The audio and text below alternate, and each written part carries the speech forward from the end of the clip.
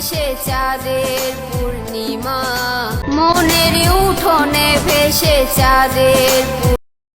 হেই ভাই লোক, আপনারা তো এই শিল্পীটারা চিনবেন নাই কেন? কারণ এরা তো 3 মিনিট 21 সেকেন্ডের একটা যে মুভি বাইর করছে, এই মুভি বাইর করার পরে সারা বাংলাদেশে ভাইরাল হয়ে গেছে।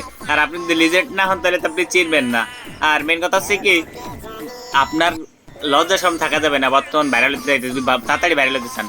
কারণ এরা যে 3 মিনিট 21 সেকেন্ডের একটা মুভি বের করছে, এরপরে এরা নিজেরা মুখ দেখায় কিভাবে আমি এটাই বুঝি না। মানে ভাই এদের একটু লজ্জা লাগে না? মানে লজ্জা বলতে যে একটা শব্দ আছে পৃথিবীতে, এটা এরা জানেই না।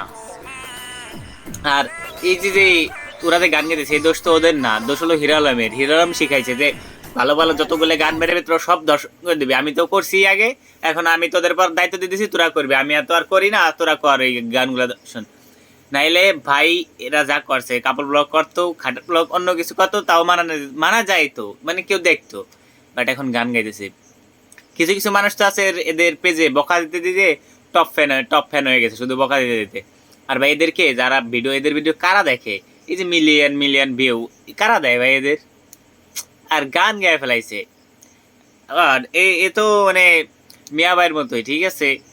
মিয়া ভাই বলতে কি বোঝাইছে এটা তো আপনারা বুঝবেন, লিজেন্ড হয়ে থাকে না, লিজেন্ড না হন তাহলে তো বুঝবেন না, না বুঝলে কিছু করারও নাই।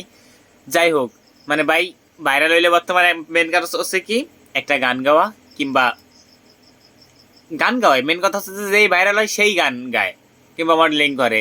মানে টিকটকাররা যা করে, মানে ওদের দ্বারা যা সম্ভব না, ওদের জীবনটা 15 সেকেন্ডে সীমাবদ্ধ।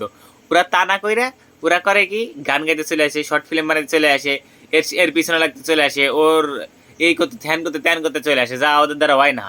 কি যে বলবো টিকটকারদের, লজ্জা নাই। যার লজ্জা নাই সে সব কিছু করতে পারে।